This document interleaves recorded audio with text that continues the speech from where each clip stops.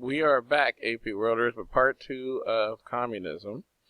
And where we left off, remember we were just finishing the proxy wars. And those were areas where United States and USSR funded wars to try to have their group come into power. All right, so these mostly former colonies during that last era of imperialism were becoming free. And they were trying to decide whether to become communist or capitalist. And the United States would fund the capitalist side, Russia would fund the communist side with weapons and food and things like that. All right, so that's why they never actually fought, but they fought in these indirect wars or proxy wars, which is why it was called the Cold War. All right, now how did communism end? Communism led to a number of economic issues. Citizens were forced to stand in long lines for consumer goods, and they complained of the poor quality and limited choice that they had. Let's look at China first. Following Mao's death, Deng Xiaoping became the leader.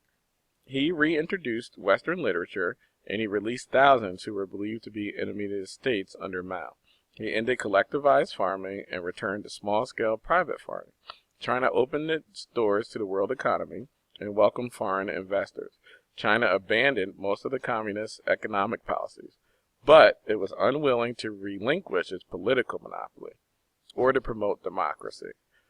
So economically they opened, but not politically. This was best seen by this picture up here, the Tiananmen Square incident, where students tried to promote a democracy in China, and they were going to be brutally crushed by the Chinese government.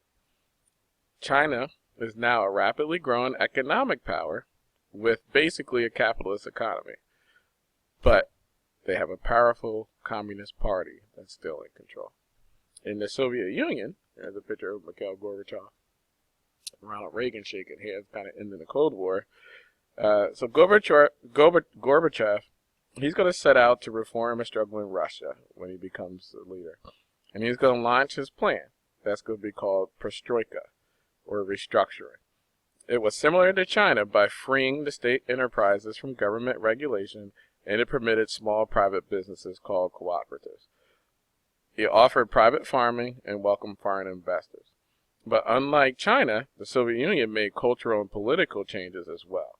And that policy of glasnost, or openness, gave new cultural and intellectual freedoms. Media no longer censored, churches and mosques were reopened. New democracy was introduced with a new parliament that had free elections. And most communist leaders were rejected in these elections. They also negotiated an end to the arms race between the United States. These reforms didn't have a positive effect on the economy as Gorbachev was hoping, or as it did in China. And it also caused the satellite states in Eastern Europe that we talked about earlier to rebel. And this led to the Eastern European countries to leave in 1989.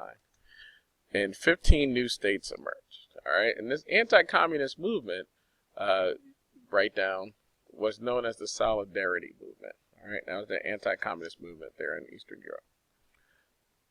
Other areas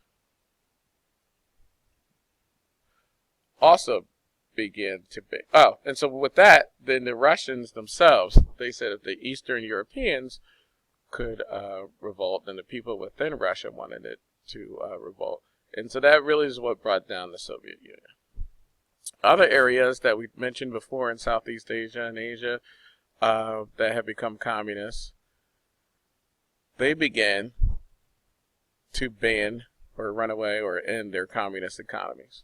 Vietnam and Laos, they followed China and remained communist and government-wise, but they did China-style economic reforms. Cuba, after not having the Soviet Union to support them anymore, began to allow small private ownership, and the U.S. began to open relations with Cuba. North Korea remains to today the only area that stayed mostly unreformed and kept their communist regime. All right, so that's it for everything for communism and the Cold War.